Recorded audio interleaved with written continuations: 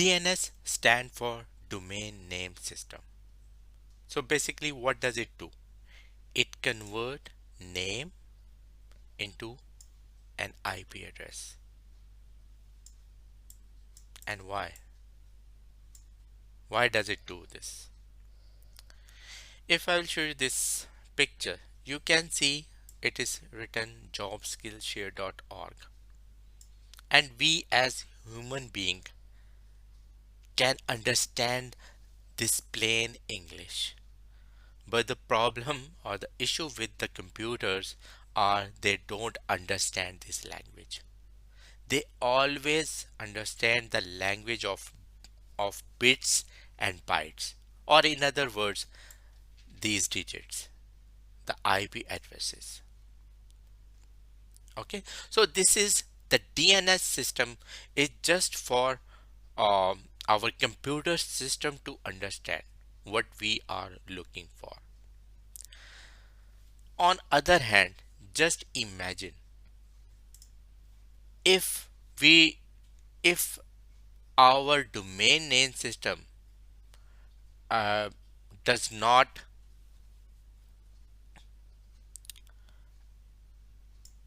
reflect this plain English. Okay, like we do not have any kind of this plain English when we have to search any kind of website. We are only given with the IP addresses instead of these names. Can you remember these IP addresses? For example, we have another domain hotmail.com. We have another domain name, let's suppose gmail.com. We have another domain, let's say facebook.com. We can understand this language and we can remember even these names.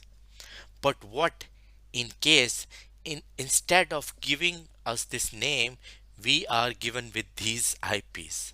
Let's suppose the IP for this one is like 69.65.1.2 and the IP address for Gmail is like 171.2.1.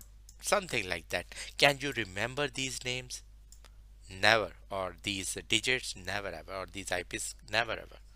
So that is why we are given with the very handy names like hotmail.com, Gmail or jobskillshare.org. But uh, the problem is the computer does not understand this plain English. They only can understand the this language, which is the language of bits and bytes. So DNS serve this purpose. It converts what? Naming convention into the IPs. Okay, so that is the whole purpose of having domain name system.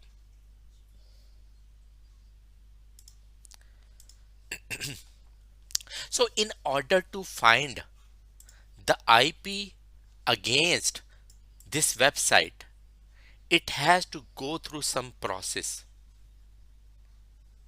which I'm gonna discuss right here. Let's suppose from URL or the browser you type www.jobskillshare.org and hit enter. What happened next? If you are going to serve this website for the very first time, your computer or even your Android devices, Apple devices, they might not have idea what is it because they do not have any IP address listed against jobskillshare.org. So what are the process they're gonna go? For example, if you are using your personal computer and surfing jobskillshare.org for the first time, the first thing the first thing it is going to happen, your computer is or web browser is going to search for the IP for this jobskillshare.org into its own computer cache. And what is cache? Cache is just like record keeping. Okay, if I will give you a very layman example uh, of cache, it's just like if I ask you, there is a book with 1000 pages. Okay, and if I ask you, please can you find this topic for me, what you are gonna do? Let's suppose there is no table of contents on this book. What are you gonna do to find that topic? You will go and search single page one by one. Okay, or even will skip some pages to find out that particular information that I am seeking. Okay, so just imagine this is how much burden you are going to face just in order to find that topic. But what in case if that book has table of content and the topic is mentioned and the page number is also mentioned, let's say the 68, what you will do, you will directly go to that page number 68 and you will find out that topic for me. This is the same thing that happens in a caching. This is how the caching will look like.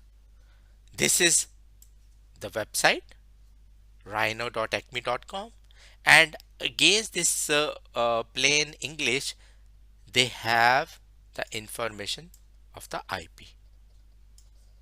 So if I will type www.rhino.acme.com, you will see very immediately the page will open for me because it has already resolved the IP address for this website. But let's suppose if this information does not exist in here. So what are the steps they are gonna go for? The first step is the computer will look into this file. This is also known as the host file. Host file, and it is mentioned here as the title. Okay, and this is the location. If you want, you can go into this path and you will find some this similar notepad, and just open that notepad and you will see the website name and the resolved IP against that website name. So if this exists, it means very quickly you are going to resolve the IP for that website and your website will appear on your web browser. But let's suppose if we are giving you example of jobskillshare.org, it doesn't exist here on your host machine or host file on your computer. Then what is it gonna do? The next step, it will go into the router or the modem, because the router also have some kind of caching information stored inside it. So it will go through the list and will find out jobskillshare.org whether it exists in this cache or no. If it exists, very quickly your page will be opened. So but let's say your host file does not have this jobskillshare.org information, as well as your router does not have that um, information about the IP against jobskillshare.org. What is the next step it is going to take? Let's head over to the next slide. So it is mentioned here, what if the router does not have the DNS info? So what will happen? By the way, the www.jobskillshare.org also known as FQDN, which is stand for fully qualified domain name. Okay, so everything is hierarchical in this URL, which I'm gonna show here. When you will type www.jobskillshare.org, every URL, there is a dot at the end of every URL, as I have mentioned here. And the dot basically representing your root server, because we are looking for the IP against this job skill share. Every website or the domain that is hosted on any some hosting server, they have unique public IP. Just like we are using IPv4 on our client machines, every URL or the website also contain the one public IP which we are looking for.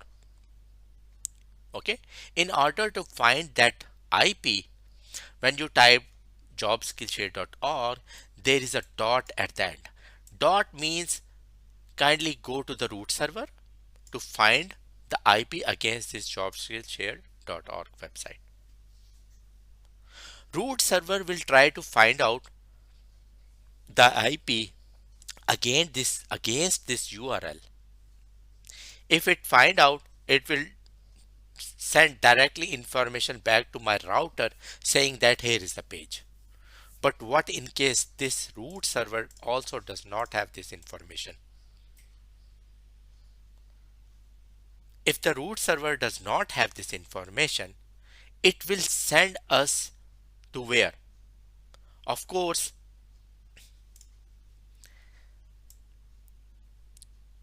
this the last part of your URL, it is known as top level domain. And if you have been surfing the website, you might be familiar. There are many websites ending with multiple top level domains like .com, .org, .net. Okay, and there are other multiple top level domains as well. This is how they distinguish every URL. Because if I give you example, jobskillshare.org, the possibility and the chances are there could be jobskillshare.com, there could be jobskillshare.net,